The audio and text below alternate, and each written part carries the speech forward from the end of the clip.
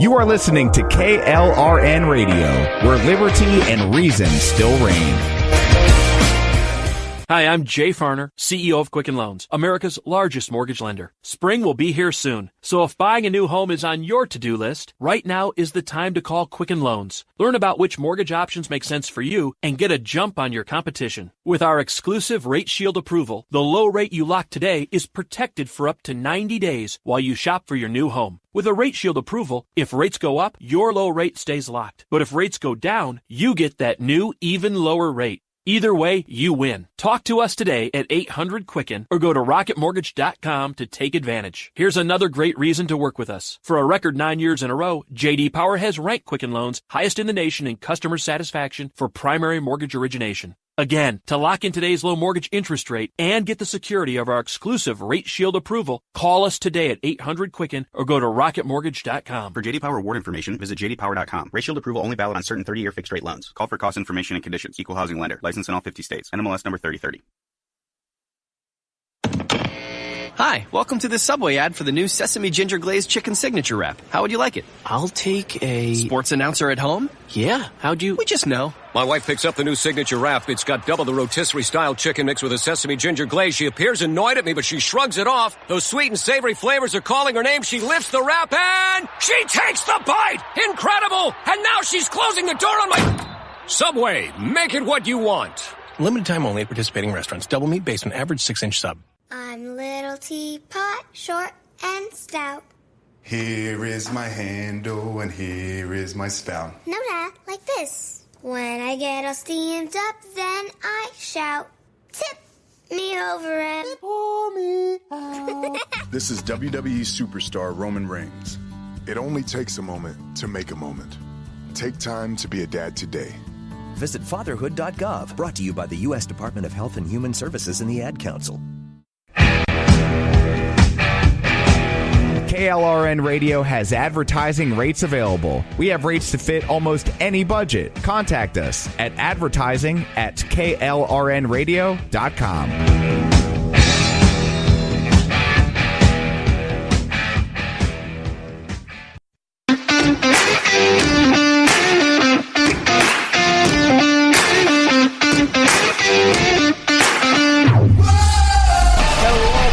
Welcome back to The Lone Conservative. We have a very special guest on today, and it's different today, guys. It's different because today I can touch my guest. Not in the inappropriate Harvey Weinstein way either. It's just he's here with me. he's here recording with me instead of over like a Google Hangouts call or instead of over Zencastr. So it's just imagine that I am a sexier version of Joe Rogan with a double chin.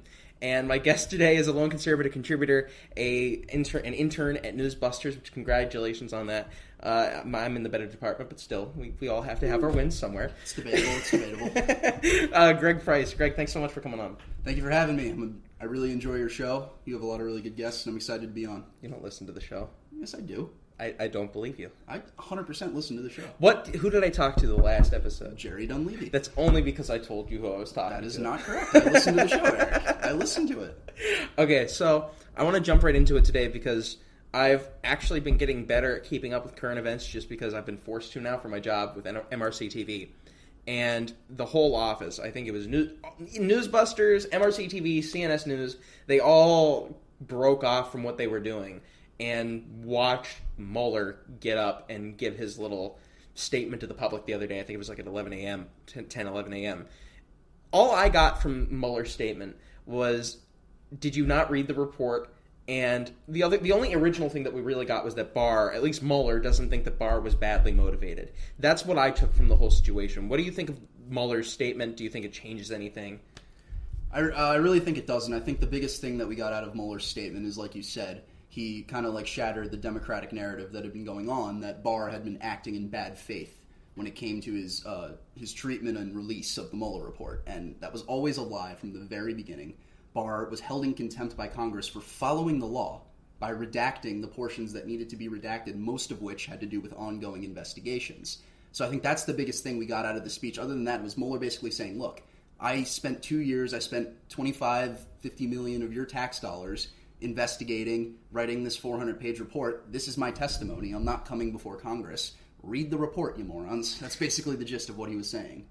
I got into an argument, not an argument, arguments are mean. I got into a spirited debate with someone yesterday, Cassie, and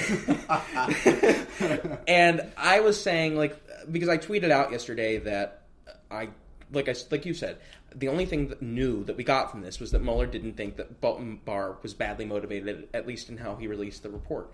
And Cassie texted me, and Cassie debated about it a little bit, and her whole take was, well, Mueller was implying that Barr was acting in bad faith in some areas because he basically totally contradicted Barr on what the report says in regards to obstruction of justice and what the report says in regards to the Russian investigation. The narrative from Donald Trump has been no collusion, no obstruction. Barr has been saying that it was very clear that there was, or not very clear, but that he doesn't think there's enough evidence to go forward with a collusion conspiracy charge or anything like that, and that on obstruction, I never saw him delivering it as this is what was said in the report. How I've always seen it is that Barr is saying that his personal standard from what is presented in the report is that there's just insufficient evidence to move forward. And I think some people are taking Barr's personal standard and trying to attribute that to Barr saying, oh, this is what Mueller said. Yeah, you're right. And, like, this is where Mueller really went wrong. Like, he was not hired to investigate obstruction. He was hired to investigate Russian interference in the 2016 presidential election. And that's what the first 200 pages of the Mueller report cover. It basically says, Trump and members of his campaign acted in bad faith, had some sketchy ties to foreign sources during the 2016 election, but could not conclude a charge of conspiracy of the Trump campaign to work with the Russians to affect the 2016 election. But where he went wrong, and I said this when he was first hired, it's the same thing that happens with every special prosecutor ever. They always go outside the purview of what they were hired for. And the same thing that happened with Ken Starr and Bill Clinton. Ken Starr was hired to investigate Bill Clinton's sexual improprieties when it came to Monica Lewinsky and all the other ones. But eventually it ended up being that Bill Clinton would get impeached for perjury because he lied about his relationship with Monica Lewinsky, and he got impeached for obstruction of justice because he was tampering with witnesses in the investigation. So that it went from being one thing to the other, and that's essentially what happened here. We went from investigating Russian interference in the 2016 election, and which was found that it could not be concluded that the Trump campaign had done a conspiracy with the Russians. It went from that to investigating whether or not Trump obstructed the investigation into charges that didn't exist. And I think the reason that happened is I think Trump has a point when he calls the special counsel's office the 10 angry Democrats. I think they were very politically motivated against him. Maybe not politically, but I think for whatever they were motivated against the president. And where Mueller really went wrong in his speech the other day, and just in general with the Mueller report, is with the second half that had to do with obstruction, was he did not conclude that the president had engaged in an obstruction, but he found 10 instances where he said there may have been obstruction. And during the speech the other day, he said he didn't conclude it, but he also couldn't exonerate the president out of obstruction. And that's way, way out of the legal standard for a prosecutor. Yeah. If the prosecutor finds he takes the evidence, he comes to a conclusion, and he presents it to Congress. He doesn't exonerate the president of charges that don't yet exist. Well, Ben Shapiro made a point on this, that a prosecutor's job isn't to exonerate anyone.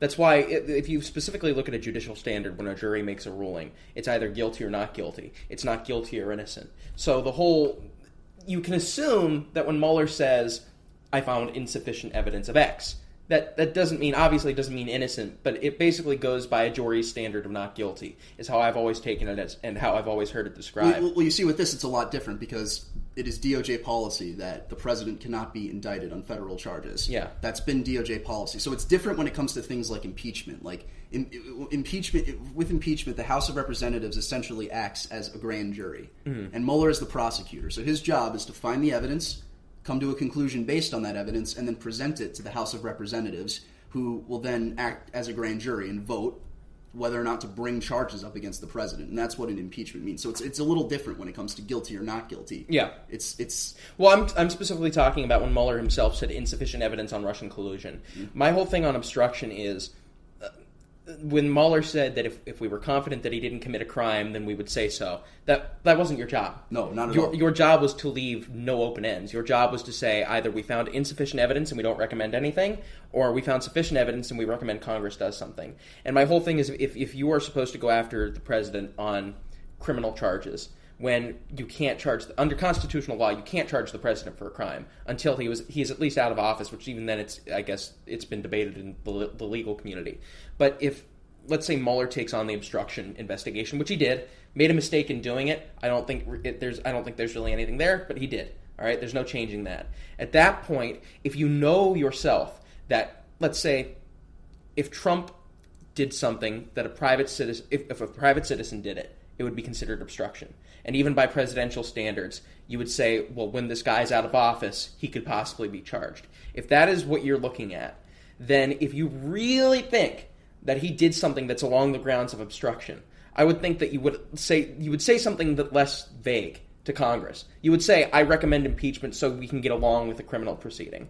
Because, again, I understand that the obstruction investigation wasn't his job and it wasn't something he was supposed to do. But the instant you undergo that, I expect you to move forward with it and not waste time investigating it if the only conclusion you're going to come to, regardless of what you find, is, president can't be charged with a crime, so even if I say that I think he did commit obstruction, it doesn't matter.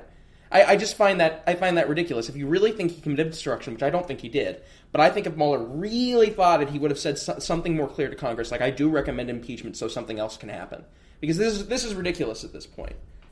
No, yeah, you're absolutely right. And it's not even his job to recommend an impeachment. He is the prosecutor. His job is to find the evidence, come to a conclusion, and then present that before Congress. Yeah. And then it's Congress that votes to impeach. It's not Mueller basically injected himself into the political process by creating so much ambiguity around obstruction, and basically he kicked it over to Congress. So now members of Congress are now fighting over each other over whether the president may or may not have committed obstruction of justice. So I think Mueller went very wrong when it came to that, and he even said in his speech that he's not able to bring obstruction charges against the president. So if that were true, then why did you do it in the first place? That's what I'm saying. That's exactly what I'm saying. Is you shouldn't have done it in the first place. But if you are going to do it, then go all out.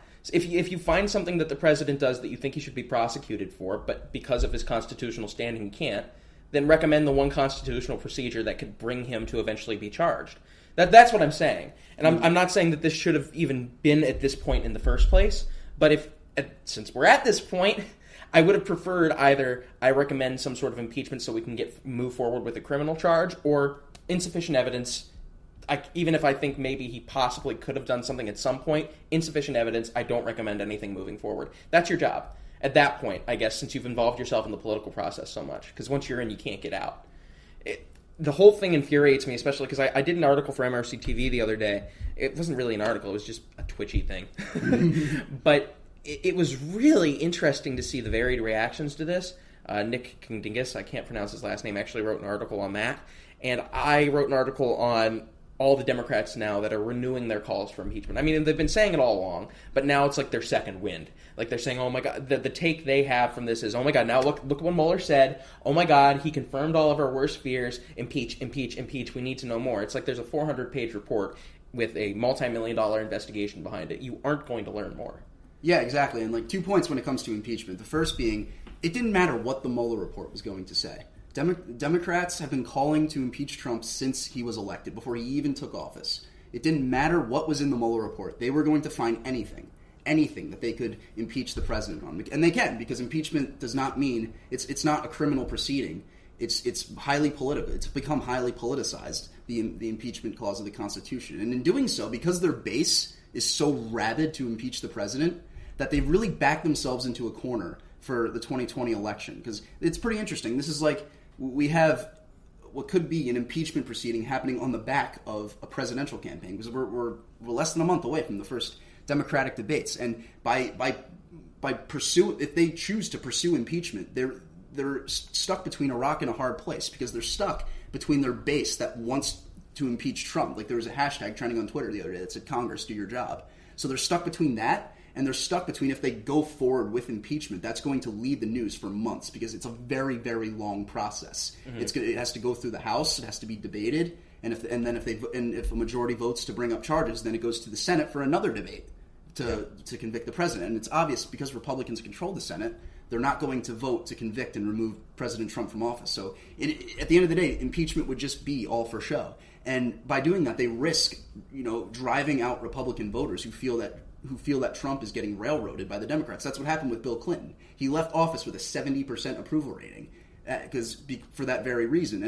And people have argued that one of the reasons Al Gore lost in 2000 is because he didn't include Bill Clinton on the campaign trail as much as he should have, because he still had a very high approval rating, even though he was kind of a toxic figure for the things he did while he was in office. So they're kind of stuck between their base and driving out Republican voters and having impeachment leading the news instead of the priorities of the American people. Because I think at the end of the day, there are much bigger issues on our country than whether or not the president obstructed justice into investigation into charges that didn't exist. Mm-hmm. And that's not just me saying it. There was an NBC News poll that came out the other day that found close to 60% of Americans want to move on from the Mueller report and move to bigger priorities. So I think pursuing impeachment is very bad politically for the Democrats in 2020. Mm-hmm. And I think if they were smart politically, what they would do is they would actually they would say, you know what? Sure, we don't like this guy, but we have an election coming up. We have a chance to remove him from office. And if you're Nancy Pelosi, and I think she knows this too, you would focus on the priorities of the American people by passing more bills, like they just passed the Equality Act the other day, passing more things like that get their base fired up instead of just going right for the kill for impeachment, because they're not going to remove him from office unless they beat him in 2020. And we were talking yesterday, the lone conservative crew met up, and I forget who said this. I think it was Sarab. One of the lone conservative crew basically said one of the biggest mistakes that young politicos make, especially in debates, is that they go right for the kill. Like, they want to go for the knockout punch immediately. They want to be that Ben Shapiro, oh, I owned you kind of person. That's kind of what the Democrats remind me of right now. You could, honestly, if you really look at things, despite the economic success, you could really easily chip away at Trump's support.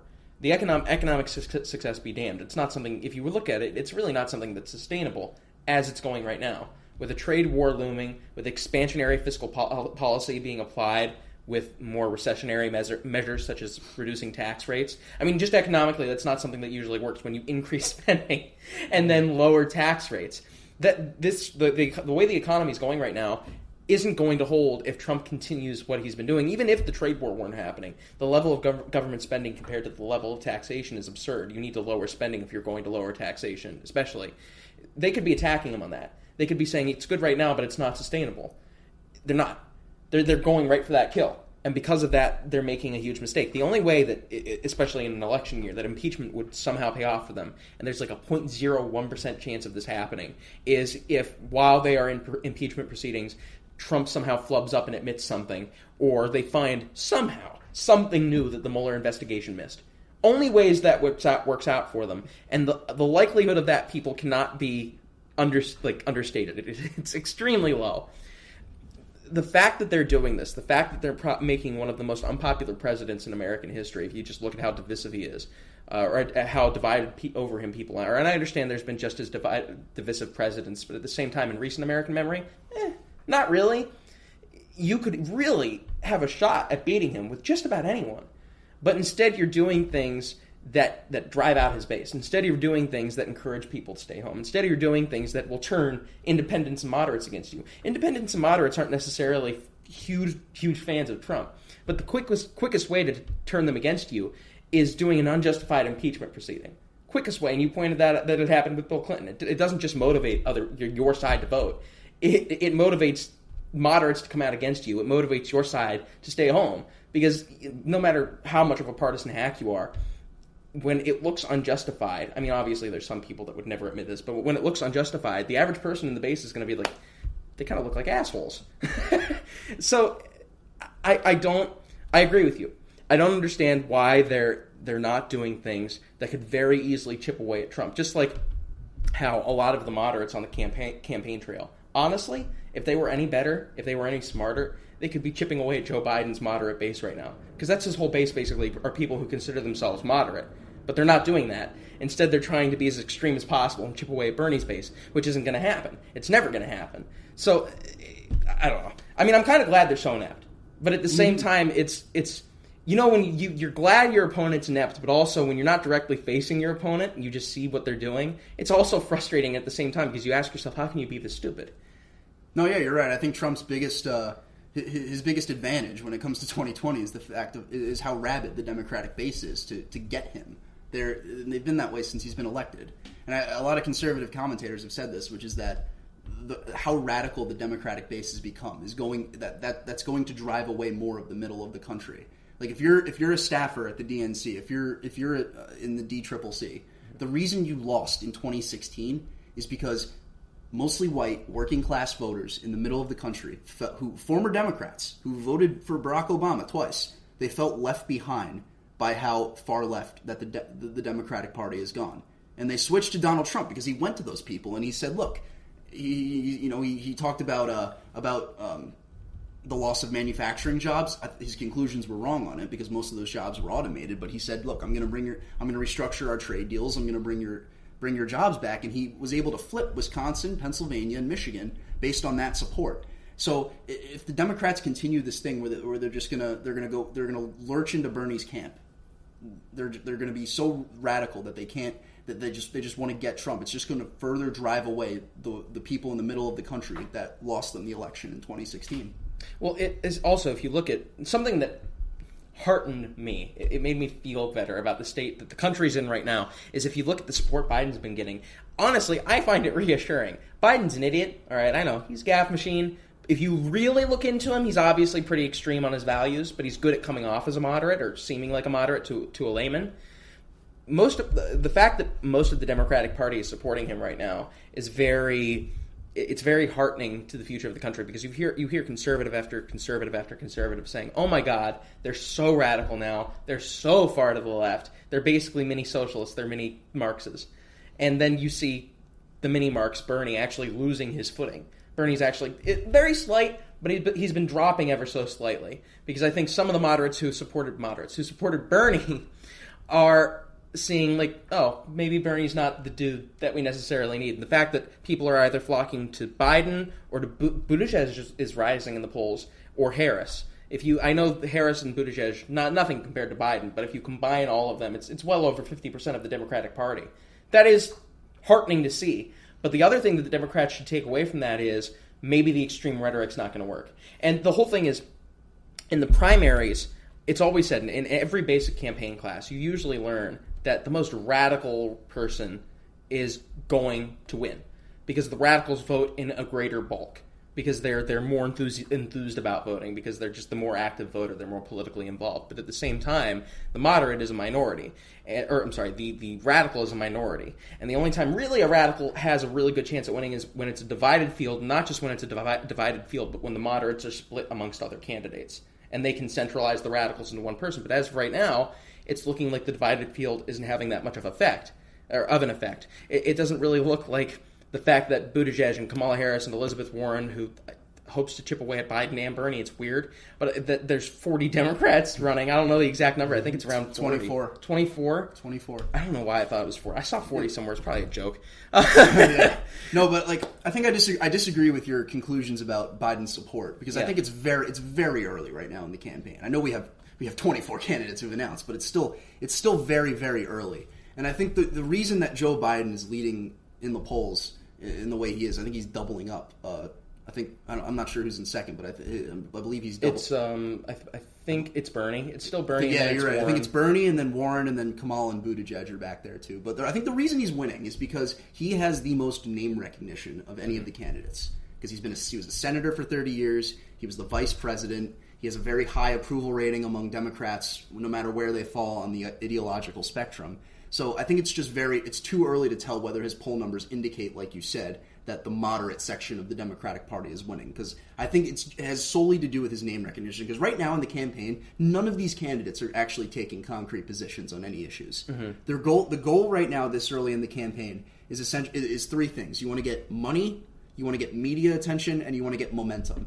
And Joe Biden has an advantage over everybody in that he has his name. Everyone knows who Joe Biden is. He was the vice president. So yeah. I think we will see whether you're right, I think, as we get into the debates, as we get all of these candidates on stage, because Biden may be winning, but he has a record that is just non-compatible with where the Democratic base is today. This is a guy who, he forcefully came out against school busing in the 1980s. He's being clocked over the head for the fact that he wrote the 1994 crime bill. He's been a moderate, essentially. He's been a very conservative Democrat that in his entire life until the last 5 years. Until the last 5 years when he realized he wanted to run for president. So once we get on the debate stage and these candidates are actually going at each other for their records, Biden's record is going to get scrutinized very heavily. So I think we will really see how this race is shaping up after the first few debates, when we see what happens on stage, if Biden can defend himself as being, a modern Democrat as opposed to what he used to be. Well, here's my thing. I think Bernie Sanders has almost universal name brand recognition at this point as well, and that's one of the reasons why. I mean, I've seen Vox articles written on it. I know I read Vox. Gotta get the other side. I've seen a lot of left-wing articles written about this. That when you look at Bernie's kind of recognition stats, they're very high. I mean, they're extremely high because of the drama he was involved in 2016. So it's not like no one knows who Bernie Sanders is. So the fact that his support right now is where it is and that it's unmoving. I mean, it literally has not moved. But, I mean, if anything, it's gone down a percentage point overall.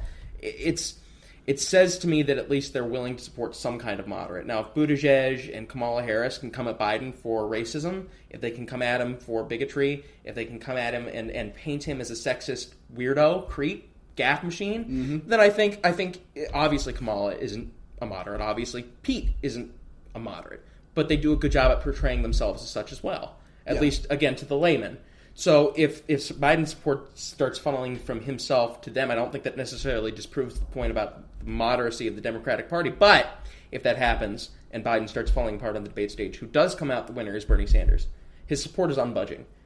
Like I said, if Beto's pretty much out of this, but he's doing a rebranding thing, I have to say 1% chance maybe he comes in as a dark horse and starts being more competitive. But if Biden's support, like I said, starts splitting, like it did in 2016 with Trump, or with the more conservative candidates versus populism and Trump, if it starts splitting amongst Kamala, Buttigieg, I guess a little bit to Warren and Beto and other moderates, Bernie does come out the winner because, like I said, you got all the radicals just voting for this one singular dude. So I know it's too early to tell who wins, but I think it's who Biden's votes really go to that determines where is the Democratic Party at, the broader base. A lot of the insiders are really radical, but where is the base at? And I think, honestly, if a lot of the votes start funneling to Kamala and Buttigieg, then that kind of proves the point that they're, in some semblance, they consider themselves moderate. So I don't know. They're not moderates. They're not even moderates. Like Buttigieg released his platform, and his platform's as radical as Elizabeth Warren. Oh, it is, but no one reads a platform. But elections aren't about issues. No, they're not. They're not. When it comes to a general, they're an indictment of who's in power. When it comes to a primary, it basically, as of now, it's coming down to who is getting media attention, who's raising the most money, and who's building the momentum for their campaign. I think it's also who can come out as the most reasonable. That's why I'm saying no one reads a platform. You know? Yeah, no.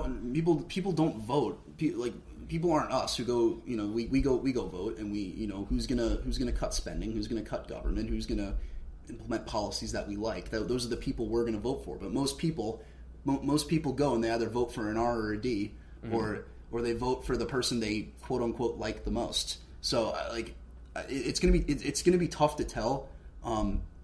It's going to be tough to tell if the Democratic base, like you said, is embracing the moderacy in this campaign.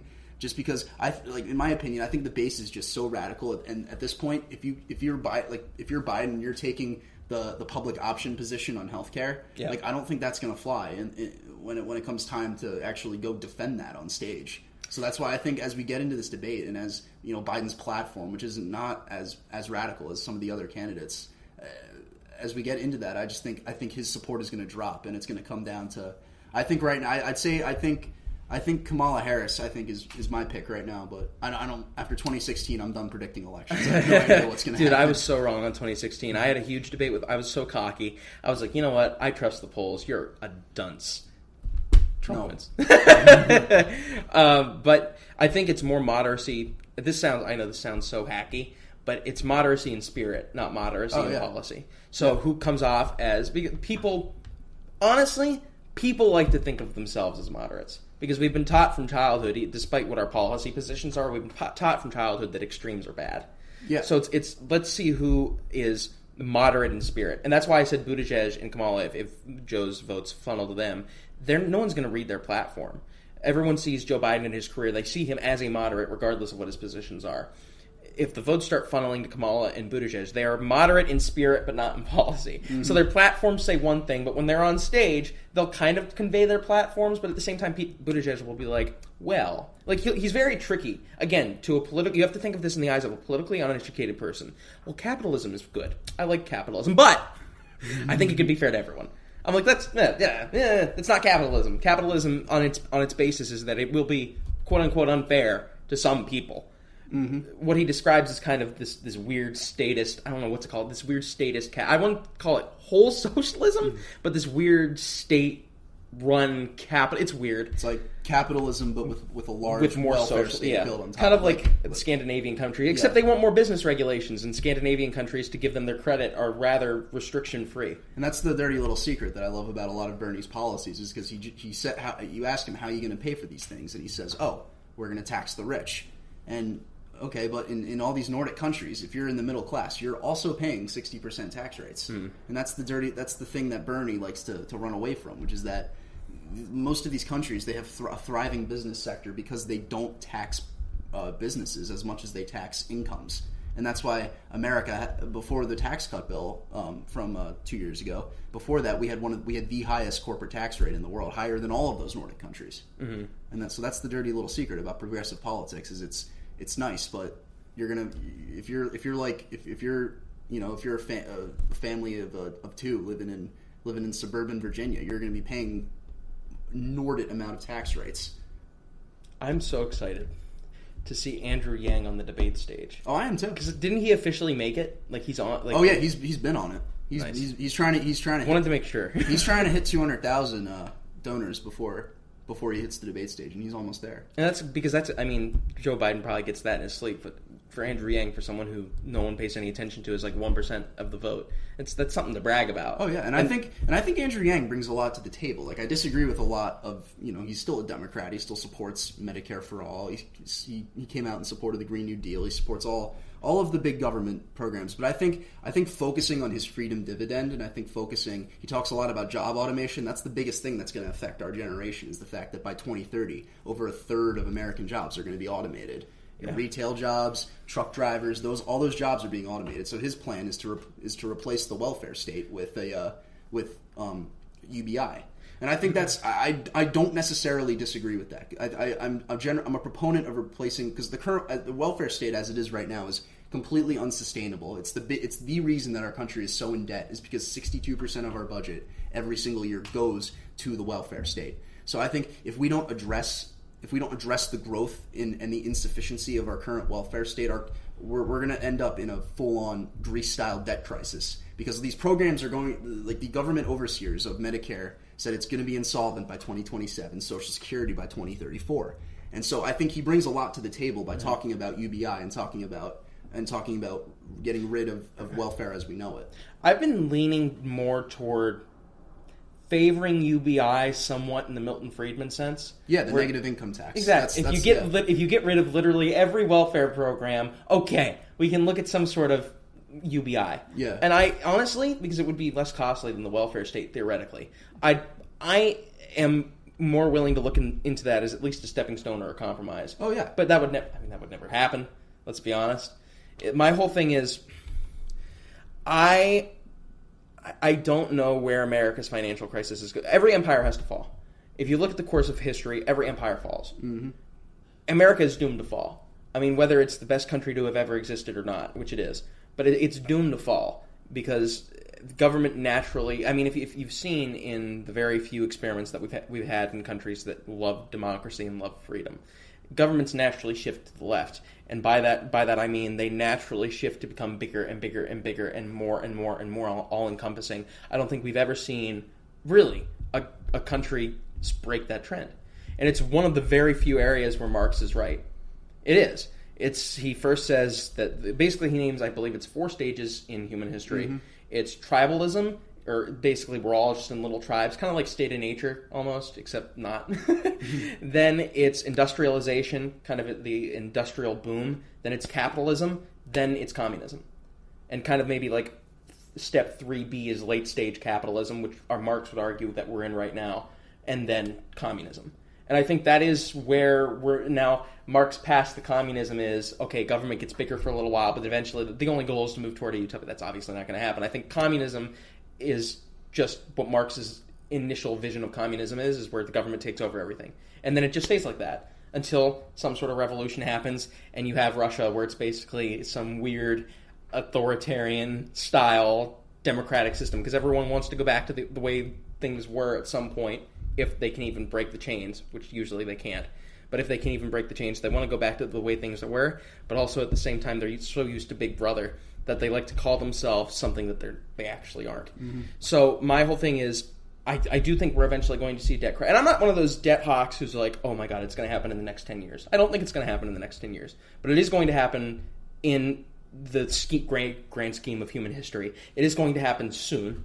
Mm-hmm. And at that point, I do think the American experiment to some extent ends, because what happens when the most economically powerful country in the world, even if we're not at that point, let's say China passes us and stays past us, we'll still be one of the top 3 economically powerful countries in the world for a long time with the way things are going. What happens when that sort of economic power doesn't just plunge into a depression, but falls in on itself? Well, see, I think I disagree with your conclusion there. I think we've had economic transformations in this country throughout our history. We had the Industrial Revolution. As we know, when the Constitution was signed, over 90% of jobs in America were in farming. Today, it's less than 3%. We've gone through economic transformations, and we're in the midst of one right now and it has to do with progress. This is like I'm a firm believer in capitalism, but this is something that capitalism has led to, which is progress has led to, vast economic transformation. Even though our economy right now is in full employment, the majority of manufacturing workers whose jobs were automated away, they haven't been able to figure out how to make it back into the market, and a lot of these people have been suffering from drug overdoses and suicides.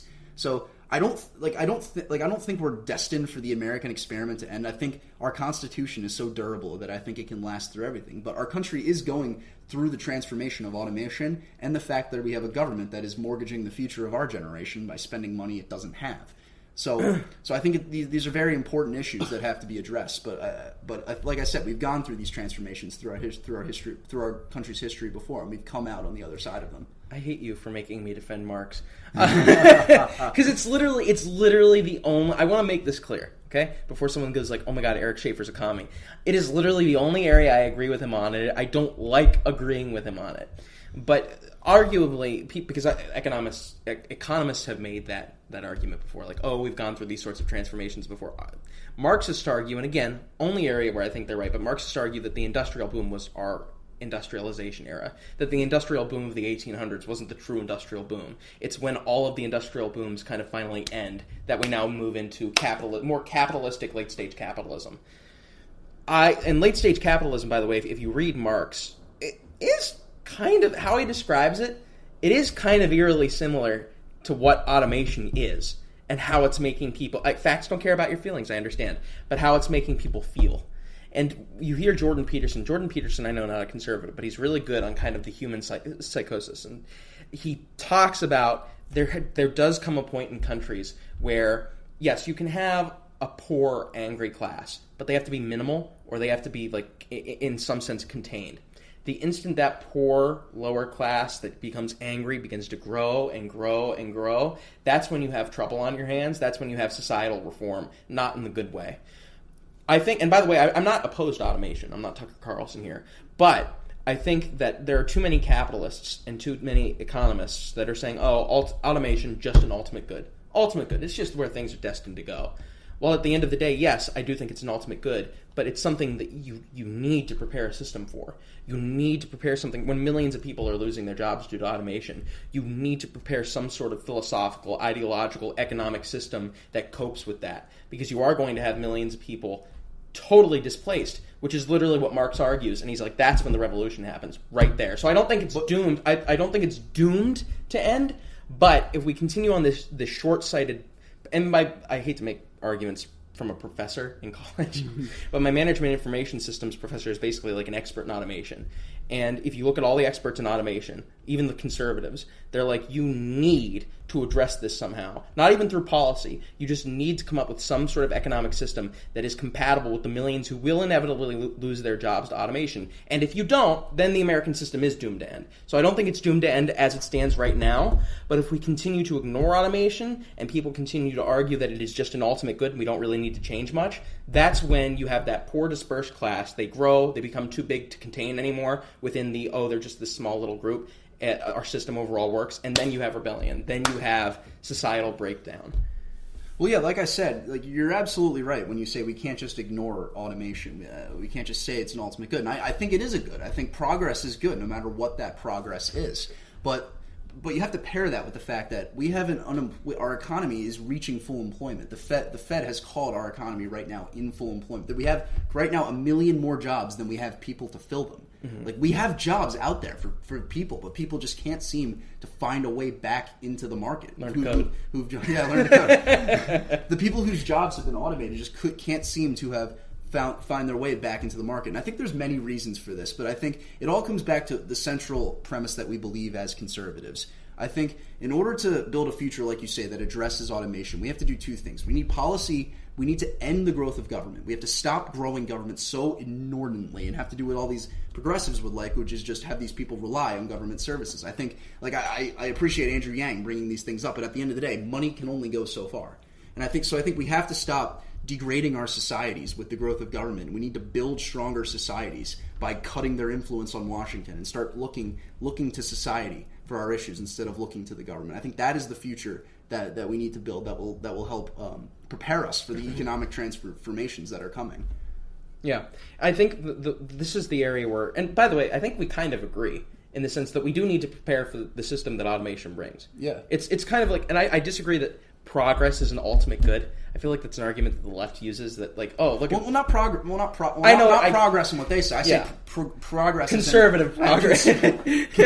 As in... Our progress is the right progress. As in capitalism has given us all of this good, and it will continue to give us more good things. This is this iPhone that I'm currently holding. This is the result of progress. That's what I mean by that. Yeah, he's not holding an iPhone. He's just delusional. There's nothing in his hand. But no, here's my thing. I'm a capitalist, staunch capitalist, but like I said, I acknowledge the truths in the theory, the overall wrong theories of some people. And while I think capitalism is an ultimate good, especially when you're in early stage capitalism and middle stage capitalism, where you're kind of past that industrial revolution and everything's just advancing and everything's becoming so convenient, yes, that's good. Late stage capitalism, not as Marx defines it, because Marx defines it probably totally differently how I'm defining it in my head. Marx is right again if you don't prepare, in the sense that what kind of late stage capitalism is, if you don't prepare that sort of system and that sort of culture that's ready for it. But late stage capitalism isn't an ultimate good just because with normal capitalism you can just let it progress. Let it progress and everything's fine. When you get to this automation stage, it's the final peak. It's the final stage. And when that final stage gets here and there's nothing to move past, it's not an ultimate good because you need to prepare something. An ultimate good is just you let it happen and it's good. A good, if you prepare for it the right way, is we're at this final point. If we prepare for it in the right way and prepare a culture and an economy and a government that is ready for it, then it's a good. But if we don't and we fail to prepare and we kind of follow the advice of some conservatives who say that we don't need to do anything, or like they want to change the culture and change government but not for the right reasons, not because this end stage is coming, then it's not a good. Because then I get, like Jordan Peterson kind of argues, too many people get dispersed at once. And that's when everyone just gets too angry to finally contain it anymore. So overall I agree with you.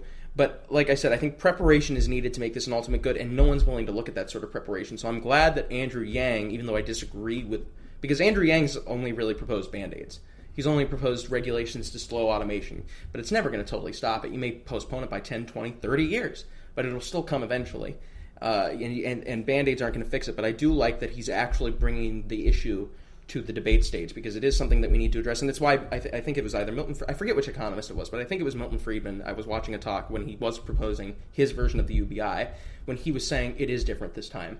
It isn't the same. And that's kind of what drew me to my final conclusion. I think it was him or some other really experienced. It was Milton Friedman. Okay. With the negative income tax. Yeah. Well, not just the negative income tax, but there was some economist that was talking about it and said it's different this time. And I think it was Friedman, but if I'm wrong, sorry. But watching that speech by this brilliant dude is what brought me to my final conclusion that, yeah, if we don't prepare and we don't acknowledge that it's different this time, Marx is right. Everything does break down in the end. So that's just kind of my whole philosophy on the situation. And people who watch, I love PragerU, but people who watch too many PragerU's videos and say free markets, yeah, just let it do its own thing and never, I mean, we should just be cutting taxes, but just because taxes are bad. You're not getting to the deeper meaning of the issue, you know? Yeah, not at all. And I think just like my final point when it comes to like economic transformations in general is I think, like I said, we need to go back to having a government that doesn't ignore what made America great in the first place. Mm-hmm. The way we got through economic transformations in the past is by believing in the principles that built our country. And I think we're living in a society right now, we're living in a culture that isn't educated on basic civics, that doesn't understand the philosophy that undergirds our country.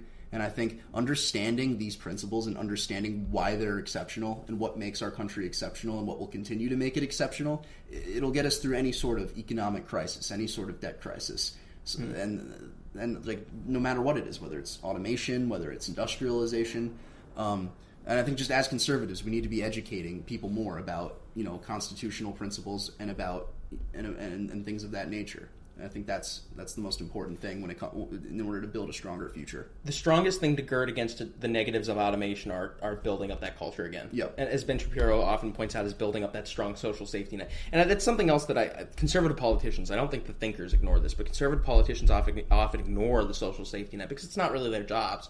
But they say, okay, let's take away the welfare state. All right, but when there's no social safety net anymore at the local community, in the culture, like with churches and people in the community going out to help each other, well then, like I said again, you have chaos.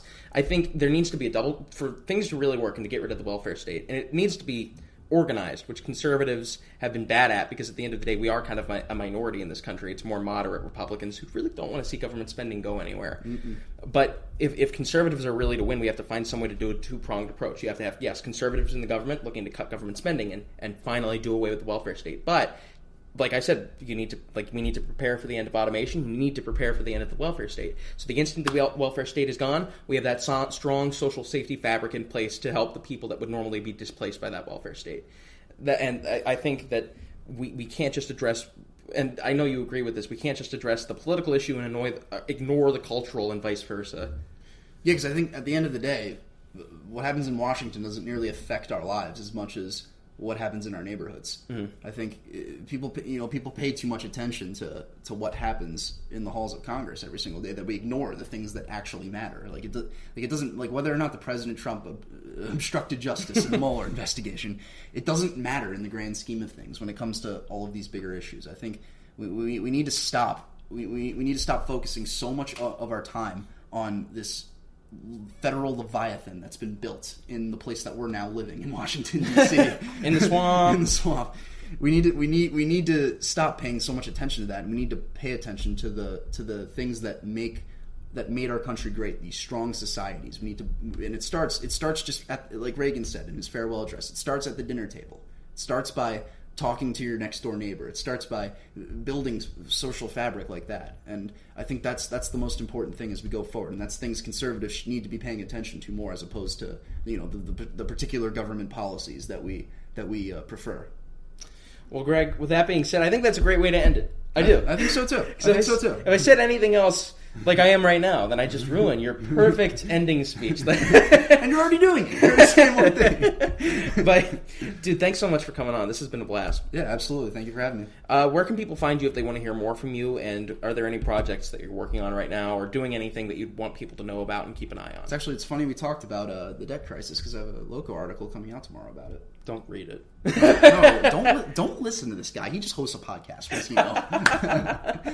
Just Greg_Price11 on Twitter if you want to follow me, and if you want to follow me on Instagram, gprice1234. I'll have more Loco and Newsbuster stuff. Make sure you follow them too, and follow Eric if you don't follow Eric. But why you probably follow Eric? Yeah. Who wouldn't follow Eric at this point? Ben Shapiro wouldn't. Well, Follow Schaefer. Hashtag get Ben to follow Schaefer.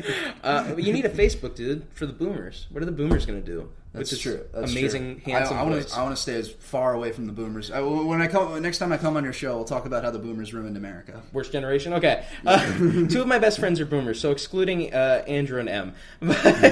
But like I said, Greg, thanks so much. And guys, thank you all so much for listening. We're going to have an awesome guest on this Monday, Brooke Doss, beauty pageant queen. I'm sorry, I'm not good at beauty pageant lingo, but she's really smart. She is coming on to talk about abortion and kind of the eugenics that have been involved with that issue for a long time now. So make sure to tune into that. Until then, make sure to leave the podcast 5 stars. 5 stars, follow Greg and me on Twitter. And until then, have a good week.